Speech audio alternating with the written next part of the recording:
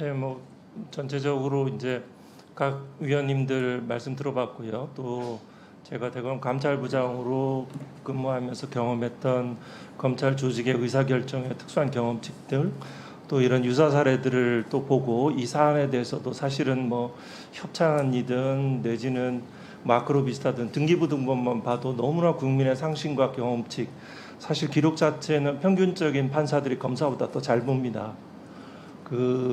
너무나 많은 국민의 상식과 어긋나는 이 부당한 결정들이 이루어졌고요. 그밖에 이제 공소 제기 후 피고인에 대한 반복 소환 내지는 증언 내용에 대한 숙지, 반복, 때로는 기억에 반하는 진술을 하게 하거나 내지는 사적인 접촉, 여기에서는 확인되지 않은 부분이 있어서 뭐 구체적인 그 심증 게시까지 표현하기는 좀 그렇지만 그런 사유들, 그리고 제가 특히 무엇보다 중요하게 생각하는 것은 뭐 허용해 주신다면 네, 계속하세요. 예. 네. 생각하는 것은 이 지금까지의 사유, 피의자에게 사적 접촉, 또 피의자에 대한 검사실 내에서 전화를 하게 하고 또 여러 가지 사적인 특별한 음식을 제공하는 거, 피자, 뭐 과거에는 떡볶이에서 이제 피자로 바뀐 거죠.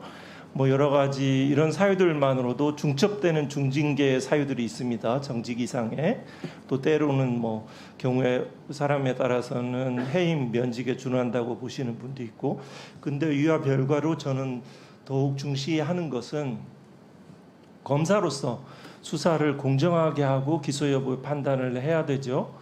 거기에 대해서 단순하게 필요한 수사를 다 하지 못했다는 수사 미진의 차원이 아니고 기본적으로 자기 권력과 자리에 대한 욕심이든 내지는 비겁함이든 불의함이든 사악함에 대해서 자기 유혹에 넘어간 것이든 간에 이 수사 자체가 불공정했다는 거죠.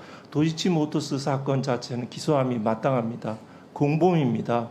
부당이득 금액 자체도 명확하게 산정이 됐습니다. 여기에 대해서 왜 이렇게 국민들이 불필요한 의문을 가져야 되는지 모르겠습니다. 왜냐하면 일찍이 생각할 수 있는 것들이 있습니다. 김학의 동영상 어디까지 증명을 해야 됩니까? 그 얼굴이 아니라고 부인했던 사람들입니다. 기본적인 이 수사와 기소들이 정확하게 이루어지지 않으면 피해자가 발생합니다.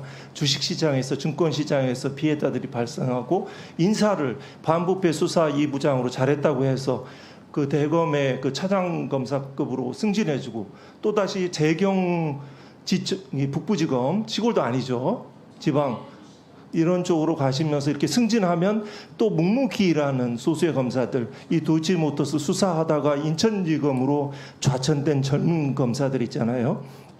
이런 여러 가지 중폭적인 그 피해들이 발생합니다. 기본적으로 이 지금 탄핵 전문에는 검찰 개혁의 일환으로 전개된다고 생각을 합니다.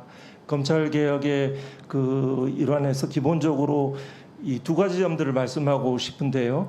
검찰은 준사법기관이 아닙니다. 수사를 하는 대입되는 당사자입니다. 준사법기관이 아닙니다. 수사를 하지 않아야지 사법기관입니다. 검사들은 특히 특수부 검사들, 요직에 있는 검사들은 거짓말을 꽤 많이 합니다. 그 부분에 대해서 재판하시는 분들은 검사니까 이제 믿어주고 이래서 경우에 따라서 이 전문적이지 못한 경치 좀 정리 마무리해 주시기 바랍니다. 네, 그렇습니다. 전체적으로 보면 탄핵 심판 청구를 하는 것이 합당한 사안이라고 생각합니다. 헌법재판소에서는 헌법재판소법과 헌법에 없는 중대성이라는 별도의 요건을 하지 말고요. 이건 헌법기관이 아닙니다. 법관이 아닙니다. 그냥 일반 행정 공무원에 대해서 그 판단 기준에 대해서 한번 깊이 생각을 해주시고 현재 불출석한 증인과 각종 증거 자료에 대한 충실한 심리를 통해서 그 정의를 세워주셔서 우리나라가 국민들의 그 마음을 아프지 않게 좌절하지 않도록 그런 역할들을 해주셨으면 합니다. 사실은 구체적인 사안에 대해서 드릴 말씀이 많았는데 그 기회가 주어지지 않았습니다.